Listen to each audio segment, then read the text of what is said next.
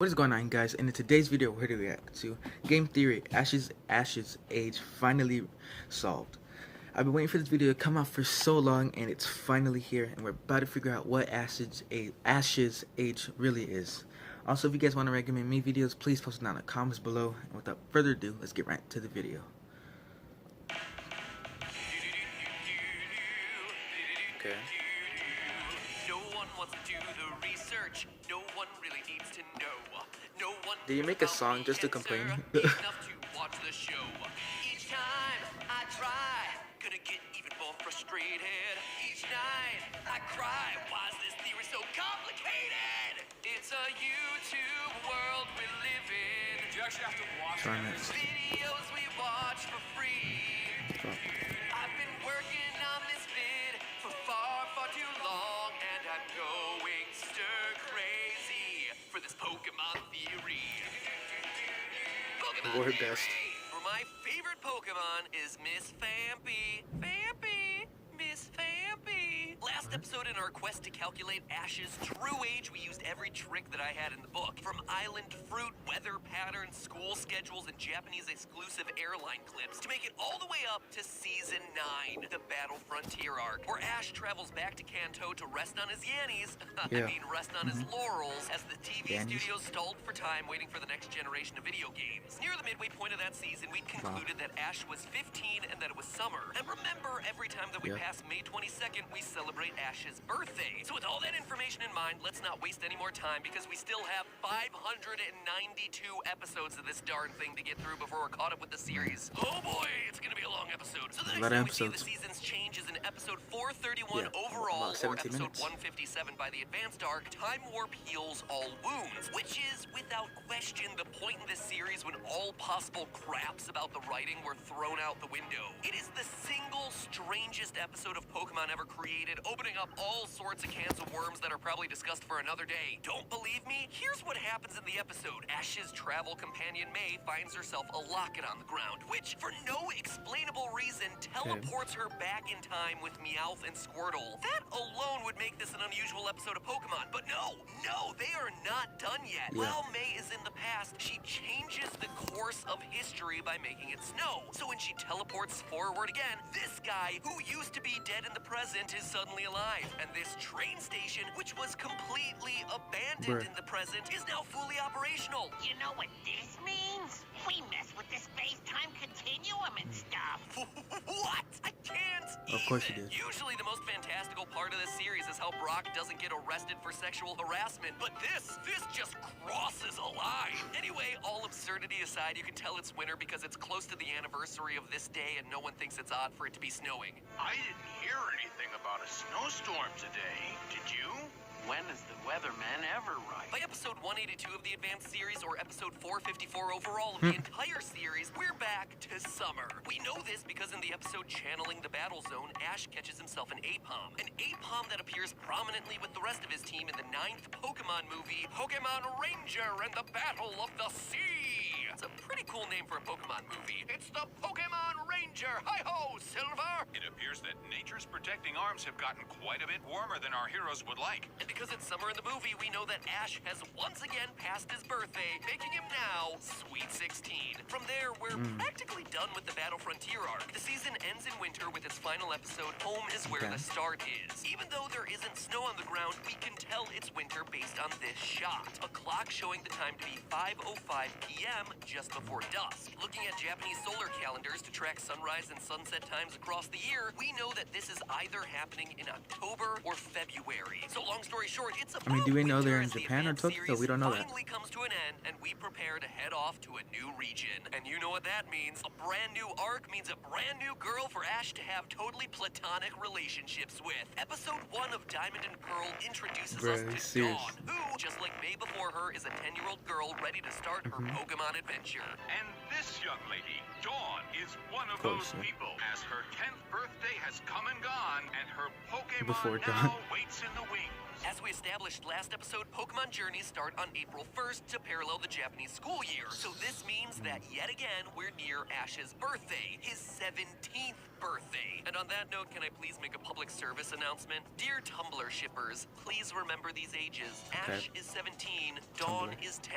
If that totally squicks you out, chances are you may be dealing with a problematic fave. Please adjust your fan art accordingly. Other related side note here, the rule of thumb, which was the first thing that I learned about in college. Someone just came up and told me this. It was very strange. Anyway, if you're ever asking yourself, is it creepy that I'm dating this younger person? You divide your age by 2 and then you add 7. That gives you the minimum age of the person you could be dating without it getting too icky. So Ash, yeah, you're squeaking me out, man. And we haven't even gotten to the awkward part of you turning 18 yet. That's when it gets real weird. Figuring out the timeline through the 4 Diamond and Pearl seasons is actually pretty darn simple. We just talked about how we're starting in spring, and by episode 88, camping it up, we're into summer. We're directly told that this is summer school by the narrator. It's time for Pokemon Summer Academy. And we can double check using the Japanese title for the episode, Pokemon Summer School Course. The summer school adventures carry on for a few episodes before Ash and the gang head to Snow Point City, and it's here that we get a pretty decent jump in time. Although we were just in summer, only 30 episodes later, we're back into winter. And you can tell this based on episode 116, The Drifting Snow Run, where everyone's caught in a snowstorm. Sure, the town is called Snow Point, but here's the thing. Sinnoh is based on the real-world Hokkaido, the northernmost of Japan's main islands. And when I say based on, I mean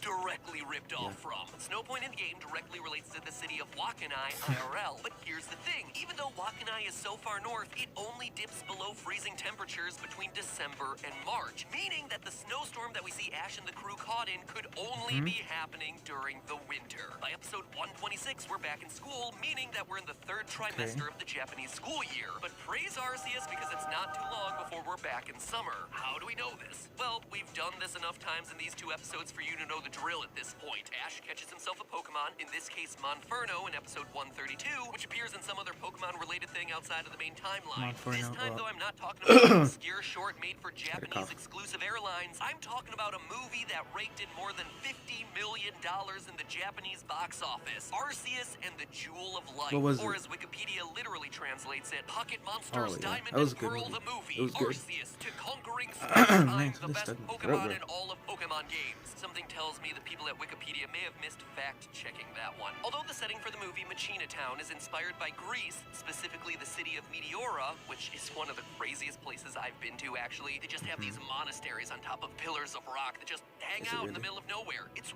wild. Machina Town is still set in Sinnoh, and that's how we get our date. Watermelons. They sure are. Wow. This is our lucky day. Hold on. Those watermelons and water? They were cooling down, but the stream caught them. You see, Hokkaido in real life is indeed known for producing watermelons, including its $200 specialty black watermelons, which all have a harvest season of June through August, thereby making it summer and meaning that once again Ash has crossed his birthday. 18 years old. 18 years old and still sleeping alone in a tent with a teenager. Nothing creepy to see here, ladies and gentlemen. Nothing creepy. After getting his 8th Sinnoh badge, it's established that there's a 1 makes month everything gap before creepy. the start of the league championship. The Sinnoh League is taking place in a month on Lily of the Valley Island, which basically confirms that by the end of the arc, we're well into autumn. So to recap, 13 seasons and 645 episodes in, we've got ourselves an 18-year-old Ash Ketchum ready to start his black and white adventure. Or do we? Cue the mysterious music. Cue it! Come on! I'm not doing it, no. Please cue the music. You've ruined the dramatic mystery, guys. You see, things start getting a bit sticky here, because it was around this point in the series when the Pokemon Company attempted a shift that many fans consider to be a soft reboot of the series. The idea was to keep Ash as the main character of the series, but then treat him as an adventurer who was starting off for his very first time. Wherever you may find yourself, chances are Pokemon will be there too. And that includes the Kanto region's Pallet Town, home to this young man, 10-year-old Ash Ketchum. This would all be totally fine. I am more than happy to end the episode here, but there's one huge problem. Ash retains all his memories from his past adventures. First, when Dawn rejoins the team... It's been a long time, Ash. So you're the Dawn who traveled all over the Sinnoh region with Ash. And later, when Dawn specifically mentions that Brock cooked for her and Ash on their journey. He'd give Brock a run for his money. Who's Brock, Ash? He's a good friend I was on my journey with for a long time. And in the wider Pokemon world, time has clearly continued to pass. For a great example, look all the way back to Johto and the episode A Goldenrod Opportunity, where the Magnet Train specifically needed a year to be completed. And yet, fast forward to the Best Wishes episode Until We Meet Again, where Ash's new friends decide to travel from Kanto to Johto using that exact same train, which shows us that there has indeed been a passage of years here. You're going to the Blackthorn Gym, right, Iris? From there, you catch the Magnet Train to Johto. It's almost like they knew an 18-year-old Ash Ketchum was getting awkwardly old to be hanging out with 10-year-old girls, so they decided to boot him back a bit, but not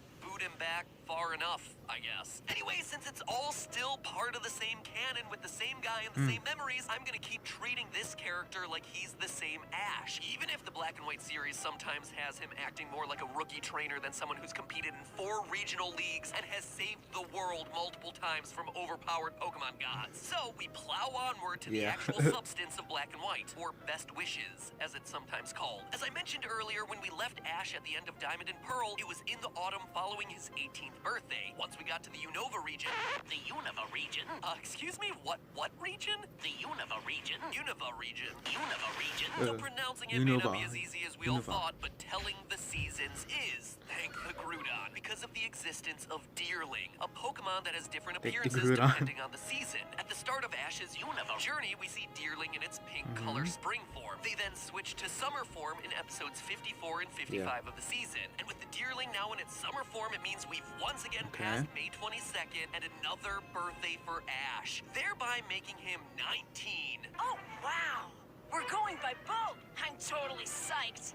What a kid. You girls don't know the half of it. And believe it or not, but the Deerlings stay in their summer form for the rest of the Black and White series. Episodes 85, 90, 92, 112, 114, 117, 118, 127, and 137 all have summer form Deerling. Towards the end of Black and White's 3rd season, Adventures in Unova, we get a reminder that the autumn migration is coming, which solidifies the idea that all of these episodes are still happening in the summer. They're all beginning their migration. Once again, there's a 2-month gap between Ash obtaining the last required gym badge and camera, actually Jesus challenging the league for the region, so the Unova League event must happen sometime during the late summer or early fall of that year, with Ash still at age 19. So progress check, that is 17 seasons done and 799 episodes covered. Ladies and gentlemen, we are in the final stretch. Now, where most a of lot of Black and White episodes. occurred during the summer, most of X and Y occurred during the fall. We can figure out when he arrives in Kalos for the XY series by looking at one of the season's earliest episodes, A Jolting Switcheroo, which takes place in a vineyard as the grapes are ripening. As any wine connoisseur will probably tell you, grapes tend to hit peak ripeness around late summer and early fall, the same time that Ash was done with his business in Unova. We get another mid-series time confirmation in the 73rd episode of the XY series, A Fashionable Battle, where the camera shows us falling autumn leaves in the sky. And lastly, there's episode 98, Dream a Little Dream from Me, where the characters take a break from their journey to camp outside and observe the Lit Leonids, an annual meteor shower based on the real-life event, the Leonids, named after the constellation Leo. Except in the Pokemon universe, that meteor shower is totally more lit, fam! This real-life meteor shower peaks in November, telling us I knew he was gonna do something like that. I knew it. Part of the XY story arc is still happening during the fall, and it stays that way through to the end of the last episode. And with that, at the end of the XY arc, Ash is 19 and a half, which I gotta admit feels kinda weird. Time was flying for Ash in the earlier seasons, but after that soft reboot at the top of Black and White, each arc has only seemed to take a couple months. It's almost like they realized that they were making him too old for his own good. And once again, technically, I could end things here. There's a lot of agreement that the most recent arc, Sun and Moon, are the start of a new canon. do it. At least, that's what the staff of the show wants you to think. Quote, this is not a continuation of Pokemon X, Y, and Z. It's a completely new Satoshi, Ash, and Pikachu. But dear theorists, if I've taught you anything over the course of this series, do not believe everything that you're told at face value. They are lying to us. The show goes out of its way to show us that, hey, this isn't just a character who happens to have the same name and roughly the same appearance as the Ash Ketchum we all know and tolerate. The first episode of Sun and Moon specifically makes the point of mentioning the fact that he caught a bunch of Tauros in the Kanto Safari Zone. Actually, I'm good at dealing with Tauros. See, I've caught some. We are still very clearly rolling with the same group of characters with some familiar faces from Kanto that Ash seems to recognize. Let me introduce you. They're my friends, and we've all traveled together before. They even have a collective flashback to some of the key events from the first season of the show. We did lots of things and had lots of fun. Although not everything was fun.